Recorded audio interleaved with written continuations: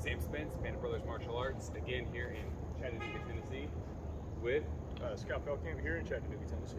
So again, I've mentioned this in the previous 3 videos. If you are interested in training in any of the martial arts that we teach here at Bandit Brothers, you should absolutely look up Scott Camp. He actually lives here in the Chattanooga area, and you should get some training in with him. So we're going to start off going back to our Hubad video that I did with Girl Scott Petrie. We did 1 for 1 and 5 for 5.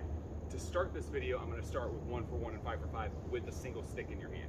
You can do this with a single knife as well. Just realize going into it, you're both going to get cut. It's not a matter of who beats who. It's the same thing here. You're both going to get clocked in the head a million times. It's not a matter of who can tap who. It's a matter of who can actually keep the flow going. So we're just going to run through our 1 through 1.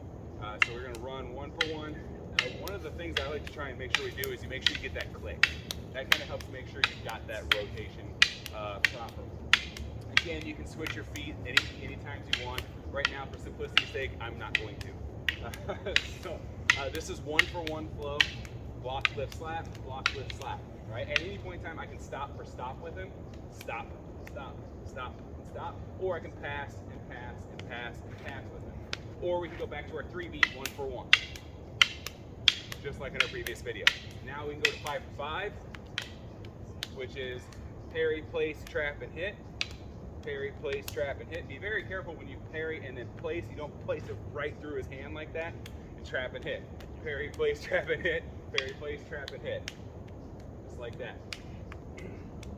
So now, to transition between the two, if you're going with a straight energy, you just drop this out. Instead of punching straight back, I loop it wide, I hit him with the puño shot, and we go right back to 1 for 1 or stop for stop. It doesn't matter.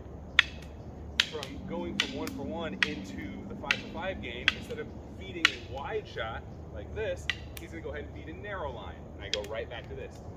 This is a really good transition to learn because it teaches your training partner to deal with narrow energy or wide energy on the fly. And ideally without having to look at it. You should be able to feel the difference in timing. You should be able to feel the difference in the flow. So that is the transitions between 1 for 1 and 5 for 5. Okay? The transition between left and right side, it's a little different with a weapon in your hand. So just I guess for the YouTube video, this is something I didn't talk to him about. One of the ways that I like to do this is on the lift, I'll transition right here and then I'll feed this line here. So he has to adjust that and now we'll pick that up there. Okay? Another one you can do is on your lift, you transition under, you crack him in the knee, and you feed this line through again.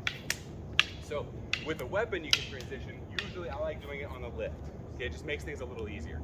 Without the weapon, like that, so we go back to our 1 for 1. The first one that we usually teach at the Bandit Brothers is on my block here like so, I try and poke him in the eyes. Okay, he's got glasses on so it's okay. I try and poke him in the eyes, he steers that a little bit, he's gonna take a wedge underneath, he's gonna trap that down and he feeds. And now we're feeding left hand each time.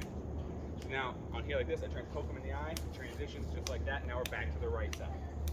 So at any time, he's gonna go ahead, he's gonna block this, and he's gonna try and poke me in the eye. I get out of the way, I steer it just a little bit, I bring this hand up to take that line, trap this down, and I feed, and now we're back to the left side. He's gonna thrust that through there, I lift up, smack it down, now we're back to the right side. The other option from this that we typically do is gonna be the wedge switch. So on the block, on the lift, he's gonna go ahead and take my lift by doing a lift of his own before he smacks that down, and now we're back on this left side. So you end up stealing their turn. So on my lift, he steals my lift with one of his own, and we go back to the right side. The way that I would do this one here is on his lift here, right there, I take his turn, take that down, bring it back. Now we're on the left side. And now I'll take his turn here, steal that turn, now we're back to the right side. And then the last one on 1 for 1 switches, this is one of my favorites, is I pass this, and then feed that line through again. This only works once or twice, okay? As you're doing this, people will get the hang of it pretty quick, but it works really well to catch somebody when they're not paying attention because you're playing off of their natural reactions to kind of cover their face. So again, what we're doing there is I'm working my pass, and then as I go to put this arm up, he extends his arm, I scoop it out, which sets me up for this other strike here, which brings in the other hand. Go ahead, do that. Now we're on this side again. Okay? So that's the 3 main, that is the three main switches that we like to teach on our 1-for-1. On our 5-for-5, I'll teach 2 of them. Griscotti's going to teach 1 here. So, vlog, whatever. Here's this. So the first one I like to teach is on the lift. So you take your lift, you pull, and then you punch. So he's going to pick that side up, and he's going to take it back on this other side. So I parry, place, trap, hit, parry, place, drop this hand through there, pull and punch. That's good. So if he can do it to me, go ahead and lift it. Like that, or I'll do it to him again, that's cool. So again, the main concept of it is on your trap here, on this place position, you just rotate your hand until you grab the wrist and then you punch across the center.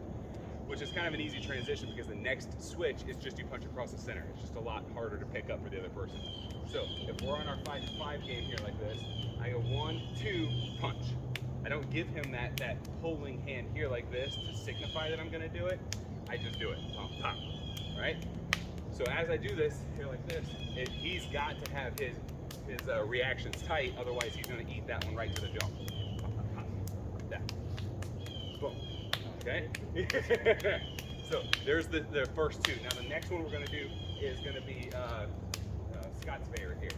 It's hard for me not to call you Claude. So his next one, I'll let him talk through it. While you're in the flow, it's easy. You just punch twice. Come parry, place, trap, hit, and then hit. And then he's gonna pick it up on the other side. So you're just messing up the rhythm. You're gonna go hit, hit. So you're punching their shoulders instead of working on this arm patty cake stuff.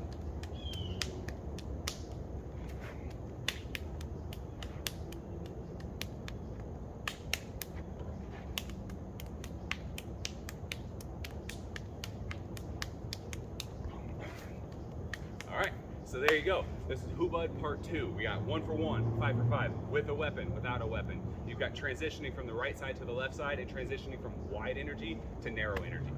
So, thank you very much.